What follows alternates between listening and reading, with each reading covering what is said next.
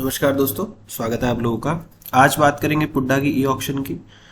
पुड्डा Punjab environment development authority, ये इसका official e auction portal है pudda.enividha.com, जैसे कि आप देख सकते हैं। इस पे आपको विजिट करना होगा। जैसे ही आप इस पे विजिट करेंगे ऐसे ही एक होम पेज खुलेगा। अब ये ऑक्शन सब लाइव है इस टाइम, तो लाइव ई ऑक्शंस पे आपको क्लिक करना होगा। जैसे ही आप लाइव ई ऑक्शंस पे क्लिक करेंगे तो जैसे ही हमने यहाँ पर कैप्चा डालेंगे अगर, तो टोटल सब ई ऑक्शंस जितनी भी इस पे लाइव हैं वो सब खुल जाएंगे, जैसा कि आप देख सकते हैं। अब जनरली अगर हमें मोहाली की देखनी है या हमें अमृतसर की देखनी है, तो हमें पर्टिकुलर जिस जगह की देखनी है, जिस डिस्ट्रिक्ट की देखनी है, उसके ऊपर जो डेवलपमेंट अथॉरिटी असाइंड है, जैसे मोहाली SAS नगर के लिए या न्यू चंडीगढ़ के लिए जमाडा असाइंड है, greater Mohali area development authority, तो हम यहाँ से वो डिपार्टमेंट में सेलेक्ट कर लेंगे। देखिए, जैसे मैंने ये सेलेक्ट कर लिया, greater Mohali area development authority. जैसे हमने ये सिलेक्ट किया, हमें दोबारा से कैप्चा डालना होगा और इसको सर्च करते ही ये सब ऑप्शंस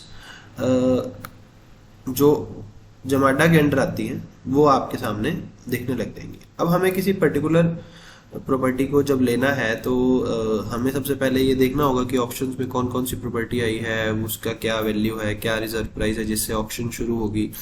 तो उसके लिए दोस्तों, जैसे पहले तो हमें इसमें सर्च करना होगा हम जो प्रॉपर्टी के लिए देख रहे हैं या क्या क्या प्रॉपर्टी आई है। अगर हम रैंडमली सर्च कर रहे हैं तो जैसे अगर मान लो मैं फर्स्ट प्रॉपर्टी की ही बात करूं, मान लो हमें बूथ में ही इन्वेस्ट करना है या बूथ लेना है, तो हमें ये इस आइकन पे क्लिक करना होगा। जैसे हम इस आइकन पे क्लिक करेंगे, इसमें हमें ऑक्शन आइटम्स दिखेंगे। तो इसमें पर्टिकुलरली ये एक ऑक्शन आइटम दिखा रहा है बूथ नंबर 44 जो सेक्टर 54 में है, मेजरिंग 18.97 स्क्वायर मीटर है SAS नगर में। जो इसका रिजर्व प्राइस बता रहा है टोटल, वो बता रहा है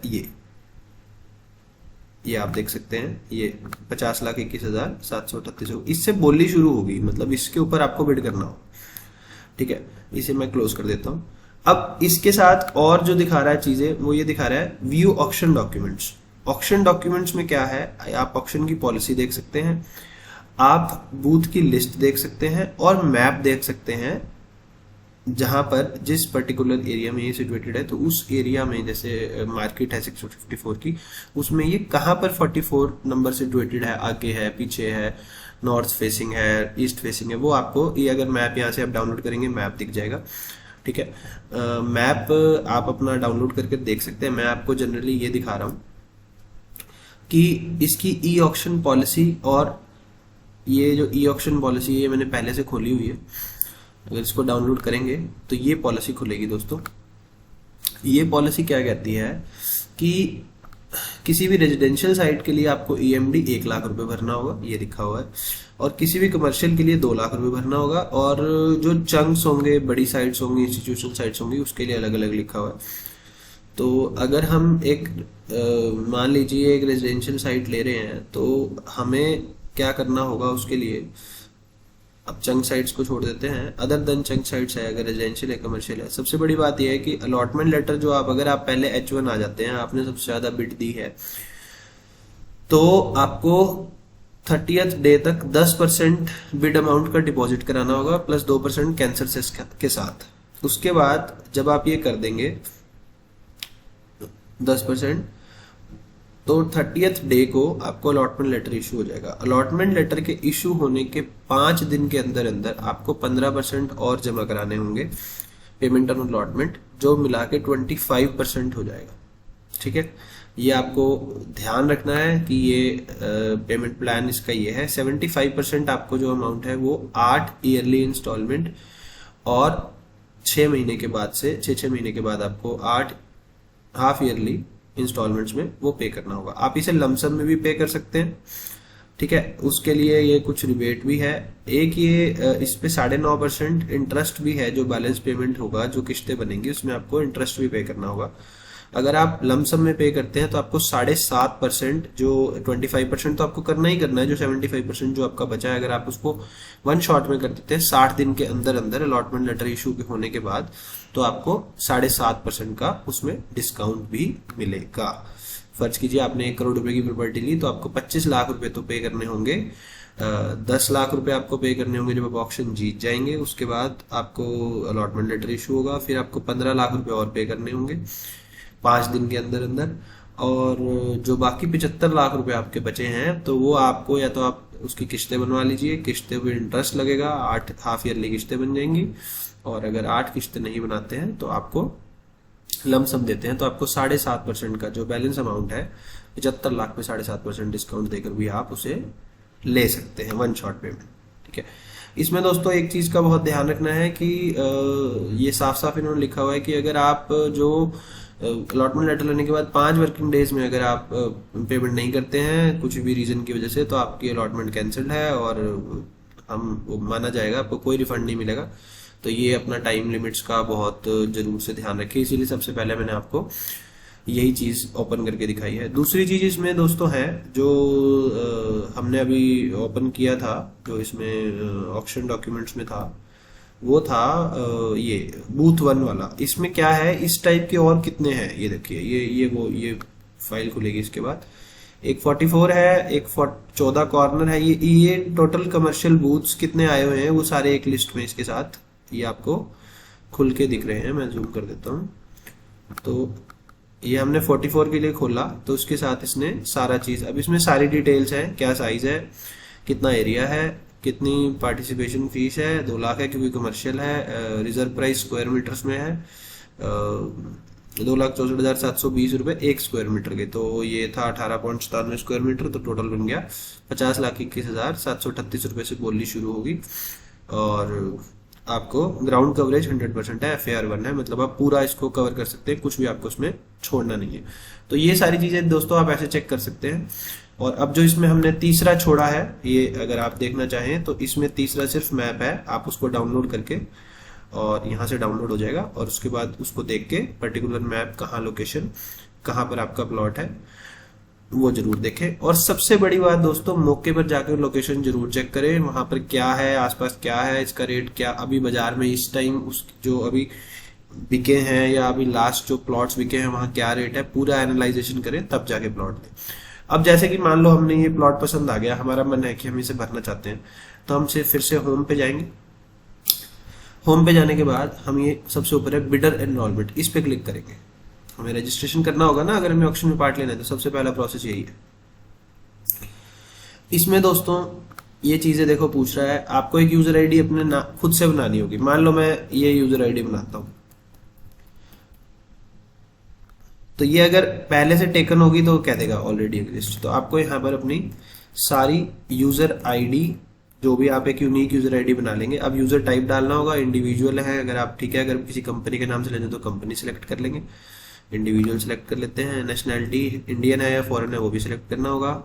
यहाँ से आपको एक पासवर्ड बनाना होगा 2 बार डाल के, ठीक है। उसके बाद अपना नाम, फादर नेम, मोबाइल नंबर और पैन नंबर, ईमेल आईडी, ये आपको डाल के सेव कर देना होगा, ठीक है।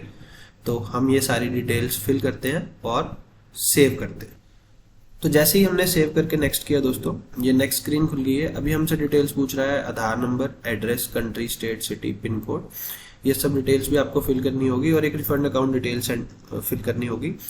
जैसे कि अगर हम प्लॉट सक्सेसफुल नहीं हो पाए लेने में, बिड ऊपर चली गई या कोई भी रीजन से हमें महंगा लग रहा है आपकी भाई इससे ऊपर हमें नहीं लेना, तो वो जो आपका EMD है वो रिफंड आएगा ना, वो तो वो इस अकाउंट में आएगा। तो उसके लिए आपको bank account number, IFSC account holder name और अपना अकाउंट सेविंग है करंट है वो सेलेक्ट करके एक साथ में एक PDF फाइल बना लीजिएगा अपनी, जो भी अकाउंट की डिटेल्स डाल रहे हैं उसकी पासबुक का फर्स्ट पेज, या फिर कैंसिल चेक, कैंसिल करके चेक को उस पर अकाउंट नंबर, IFSC साफ से, नाम साफ से मेंशन्ड हो, मतलब क्लियरली मेंशन्ड हो, ब्लर ना हो, और वो इसको अपलोड करेंगे और उसके बाद सेव करके नेक्स्ट करते हैं। अब जैसे ही हमने सेव करके नेक्स्ट पे क्लिक किया, अभी हमसे कुछ डॉक्यूमेंट्स मांग रहा है दोस्तों। अगर आप इंडिविजुअल हैं तो आपको सिर्फ आधार कार्ड और पैन कार्ड ही देना है। अगर आपने कंपनी का नाम भरा है तो आपको फिर जीएसटी सर्टिफिकेट, और सर्टिफिकेट अगर आपकी प्रोप्राइटरशिप का है तो उसका देंगे, पार्टनरशिप का है उसका देंगे, और प्राइवेट लिमिटेड है, पब्लिक लिमिटेड है, जिसका भी आप जो जिस भी श्रेणी में आते हैं उसका सर्टिफिकेट भी अपलोड करेंगे और जीएसटी भी अपलोड करेंगे। अगर आप इंडिविजुअली अप्लाई करें तो सिर्फ आधार कार्ड और पैन कार्ड करेंगे। उसके लिए आपको क्या करना होगा दोस्तों, इस अपलोड डॉक्यूमेंट वाले पे क्लिक करेंगे। इसमें आप सबसे पहले हम सीरियल नंबर 1 डालेंगे।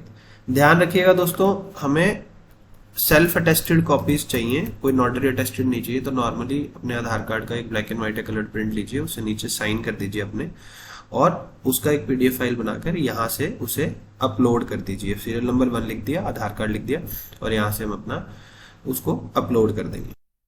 ये देखिए दोस्तों, हमने अपलोड कर दिया है। हम इसे अपलोड पर क्लिक करेंगे। जैसे ही हमने अपलोड पर क्लिक किया तो अब ये सीरियल नंबर 1 आधार कार्ड आ गया। ऐसे ही हम पैन कार्ड के लिए भी करेंगे। देखिए हमने अटैच कर दिया है। अब अपलोड पर क्लिक करेंगे। अब ये दोनों अटैच हो चुके हैं दोस्तों। हमारी एप्लीकेशन इंडिविजुअल ही है, तो बस ये 2 चीजें चाहिए, और अब हम इसके फिनिश रजिस्ट्रेशन बटन पर क्लिक करेंगे। जैसे ही हमने फिनिश रजिस्ट्रेशन पे क्लिक किया दोस्तों, आपको एक मैसेज शो करेगा कि बिडर रजिस्ट्रेशन सक्सेसफुल। उसके बाद आपकी डिटेल्स आपको शो करेगा, वो आपको चेक कर लेनी है कि आपकी सारी डिटेल्स ठीक है। उसके बाद दोस्तों आपको एक आपकी रजिस्टर ईमेल आईडी पे ईमेल वेरिफिकेशन लिंक आएगा। आपको अपनी ईमेल खोलनी है, उसके बाद उसे वेरीफाई करके उस पर एक लिंक आएगा, उसे क्लिक करेंगे, वो वेरीफाई हो जाएगी। उसके बाद दोस्तों आप इसे लॉगिन कर सकते हैं, और लॉगिन करने के लिए आपको यही होम स्क्रीन पर जाना होगा। जो आपने अभी यूजर आईडी बनवाई है, जो आपने अभी पासवर्ड क्रिएट किया है, उसे डालेंगे, कैप्चा को फिल करेंगे और सबमिट बटन पर क्लिक करेंगे। जैसे ही हम अपनी सारी लॉगिन डिटेल्स फिल करेंगे तो ये आपका पोर्टल ओपन हो जाएगा। पर एक चीज का बहुत ध्यान रखना है कि ये आपको इंपॉर्टेंट इंफॉर्मेशन में दिख रहा है। अगर आपके जब आपने ये बना लिया, बिडर रजिस्ट्रेशन कर लिया, ईमेल आईडी वेरिफिकेशन भी कर ली, उसके बाद अगर आप लॉगिन नहीं कर पाते हैं, कोई एरर आता है, तो आपके लिए आपको क्या करना है, बिडर लॉगिन पे दोबारा से जाना है, ये रहा, और रिट्रीव डिटेल्स नीचे आ रहा होगा, वो डाल के यूजर नेम पासवर्ड आपसे फिल कराएगा, वो करके दोबारा से ऑथेंटिकेट करना है अपने ईमेल को। कई बार वो उनका प्रोसेस रह जाए किसी का, तो इस केस में है, और फिर से दोबारा ट्राई करना है अगर किसी का इस रजिस्ट्रेशन प्रोसेस के बाद लॉगिन नहीं हो पाता है। तो आज की वीडियो में इतना ही दोस्तों। अगली वीडियो बनाएंगे कि हमें बिड कैसे करना है, हम कैसे अपनी बोली को बढ़ाएंगे, कैसे जो अंदर का सारा प्रोसेस है आपको वो सिखाएंगे, समझाएंगे। अगर एक ही वीडियो में करेंगे तो बहुत लंबी हो जाएगी वीडियो। तो आज की वीडियो में इतना ही दोस्तों। अगर आपको वीडियो अच्छी लगी हो तो कृपया चैनल को सब्सक्राइब करें, वीडियो को लाइक करें, और अगर आपके कोई इसके रिगार्डिंग कुछ क्वेश्चंस हैं तो आप हमें कमेंट करके या फिर हमारी रजिस्टर ईमेल आईडी पे मेल कर भी पूछ सकते हैं। धन्यवाद दोस्तों।